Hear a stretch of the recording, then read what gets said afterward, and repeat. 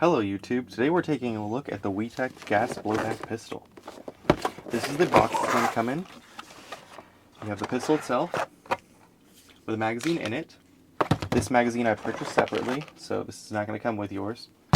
And it's going to come with some interchangeable back straps. We'll get to that in a bit. Let's put that all to the side. So, the pistol itself is a metal and polymer hybrid design. In order to take down the pistol, you're going to have the magazine out, right here. Pull the slide back slightly, and you have a tab on each side of the pistol. Get focus. There's a tab right there, and on the other side, very similar. So you're going to pull them both down and release the slide, and it'll slide forward, like so. Alright, so the bottom of the pistol itself is going to be a polymer external design. You have a lot of metal internals. Metal runs all the way along here. You have metal rails for the slide, but the outside of it is polymer. There's metal on these two release bars that'll release your slide. The trigger is metal. The magazine release is metal. And all the other internals are going to be metal. You can see this is the slide release right here. Of course, metal. So everything on that is mainly going to be plastic on the outside, and everything else that's working is metal. So now back to the backstrap design right here. This is the largest one. It fits my hand the best, so I prefer this. But in order to take it off, you simply push down on this button right here. As you can see, it moves down. Push down and pull, and there you go. It pops off there, and then you have the interchangeable straps that we have out of the box. This one right here is going to be the smallest, which simply adds a flat back design into your hand. It doesn't really give you any more of a protrusion down there, which I prefer, actually. And then simply pop it off the same way. And then this one is going to be the medium strap that's going to come with. This gives you a little bit of a protrusion down there. Pop it on. That one's pretty comfortable to me, but I prefer the largest design, which is going to go all the way up past the strap and up into where the web of your finger is going to go. So we'll just leave this on here. So that's pretty much the design. It's hammer fired. And let's go to the slide. So the slide, as you can see, is all metal externals and mostly metal internals, besides of course your gas nozzle and your guide ring for the spring. And some of the other internals. As you can see, it's blue, so it's the modern WeTech design. And in order to take out your barrel, you're going to have first push forward on this, release the guide spring, and the guide spring does come out of here, so just be aware of that. And in order to release the barrel, you're going to have to push forward here, wiggle it out a bit, as you can see, and there you go. So we'll put the slide down. This is the outer barrel, which is all metal, and you have your inner barrel, which if you see, where is it? Oh, right there. It's a little hard to see. It is a WeTech USA Ultra Precision 6.03 millimeter inner barrel, so it's almost a Type bore. Well, it is a Type bore, but you could go a little tighter. And you have your hop up right here. Get my hands dirty, but hey, you have your hop up system right there, and then this simply slides in to your barrel. This is going to be on the bottom, this small notch, and then of course the 9mm para right there. That's going to go on the top. So put it back together. It's simply going to slide that in. See, you got your 9mm para right there. So that's the top, and then put your guide rod back on, and then click in, and you should be good. And then simply slide that back onto the pistol itself. Let's go right there. Okay, and it's back together. Alright, so next we're going to talk about the compatibility this gun has with the real steel counterpart. So if you look at the sights right there, it's already got nice white dot sights, 3 dots. From what I hear, I haven't tried it myself, this is compatible with the real Beretta PX4 Trijicon or night sights, whichever ones you want to pick up, but I'm pretty sure they work. The front sight for mine has gotten a little loose, but it's a simple matter of taking out the slide, taking out the barrel like I just did, and there's a small screw on the inside and you can tighten that up. It's going to be the same for the rear, but it's a little more difficult because you have your gas nozzle and everything back there. But from what I hear, this is the exact size, and everything should be compatible with the real PX4. I'm talking about holsters, hard shell holsters, and etc. And then we'll talk about the function of the weapon now. So the function of the weapon is it's a double single action. In case you don't know what that means when you have it on safety, let's put it on fire. So say I have a round in here, I rack the slide, I put it on safety. The safety acts as a decocker. So when I put on the safety, it will decock the hammer without firing the weapon. So it's decocked, and then I still have one in the chamber, it's just decocked. So if I come up to an enemy and I flick the safety off to fire, the first one will be a double action pull. And then once you fire, the gun will cycle, and you have a single action, a much smaller pull. So let's look at the double action trigger pull of the pistol. So the double action trigger is going to be not too heavy.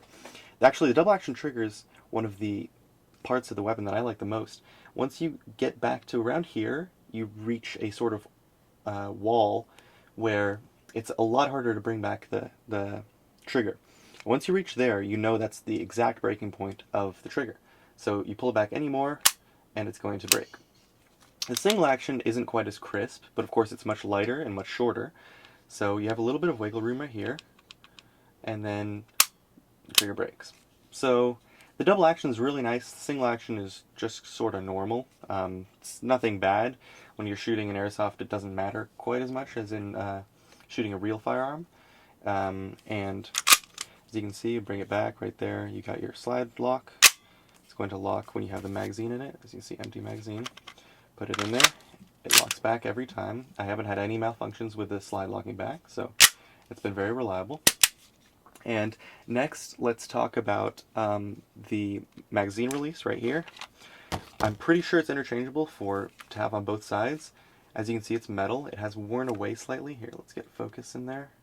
See how close I can get focus. Yeah, as you can see, there is a little bit of paint wearing away on that side, along with this side.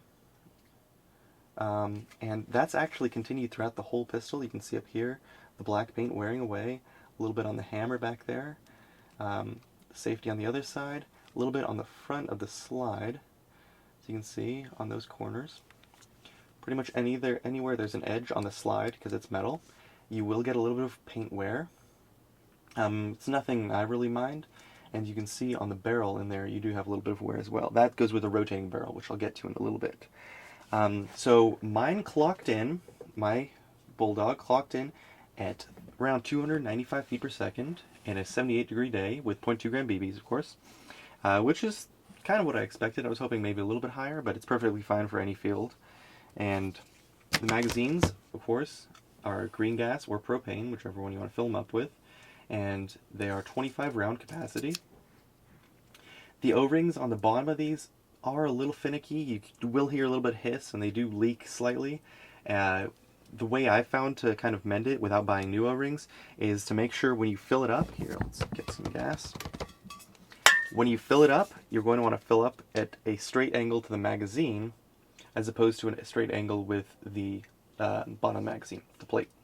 So if you fill up with a straight angle with the magazine, it doesn't hiss as much and they don't really leak as much. So that's just something to keep in mind when using the pistol.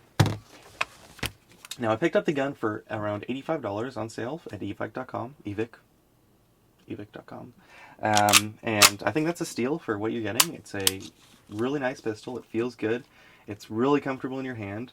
It has very nice 3-dot white sights, which you don't really get in something for this price range. And it seems to function perfectly. I've taken it out in 3 or 4 skirmishes and never had an issue with it. It's fired every time, except once. And it wasn't the gun's issue. It's actually at the place where I go and play, they have zip ties. They zip around your trigger guard, of course, to tell you that the gun has been chronoed and is legal. And I actually had the zip tie slip back around right here. And then when pulling the trigger, it gets awfully close to the trigger guard, and it actually prevented me from actually firing the weapon. I couldn't pull it any further back than this, and I got shot because of it. So that wasn't this, that was the zip tie. So if you do have zip ties on there, make sure you bring it up to the front and you pull it as tight as possible so it's not going to get in your way, because it does come quite close to the trigger guard down there.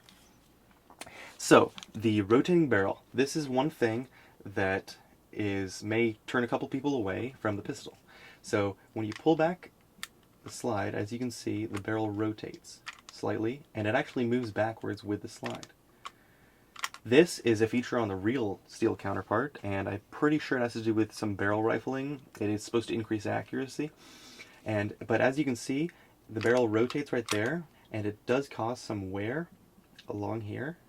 And it also brings the barrel back slightly when the gun gets cocked. As you can see, the barrel is actually moving back. And then lock the slide. See, the barrel is no longer flush with the runner down there. And now it's actually slightly in front of it. So that's something to keep in mind. If you do end up using a silencer, I have one right here.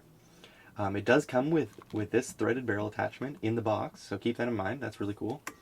And it's 14mm negative, not this, but the adapter. So you will be able to slap it on here. One sec. There we go. And you can screw it up on there. And I'm actually going to have to get a spacer so it's not sitting there upside down like that. But something to keep in mind is when the slide moves back, as you can see, the silencer actually hits the runner. And it's not that big of an issue because this silencer isn't very wide, but if you do have a very wide silencer, it might not actually pull back all the way. That's something to keep in mind, and because of this, I do have some scrapes on the bottom of there, which is from the runner, because as you can see, it scrapes against the bottom of the barrel, and you can see the silencer actually rotates. I think it's going to be easier with the, as you can see, the words are rotating because it's actually rotating. And I have heard some complaints that it does loosen your silencer over time because it's rotating your silencer back and forth. It will loosen the threads on there and it might fall off or something, but I haven't had an issue with that. So that's just something to keep in mind. And yeah, that's about it with the pistol. So thank you for watching, and let me know what I can do better next time in my reviews, and I'll look at posting a shooting review of this gun, show you the accuracy. It is very accurate, and it's nice and fun to shoot, and good recoil, but I'll be posting that later on. And so thank you very much. This is the WeTech Bulldog.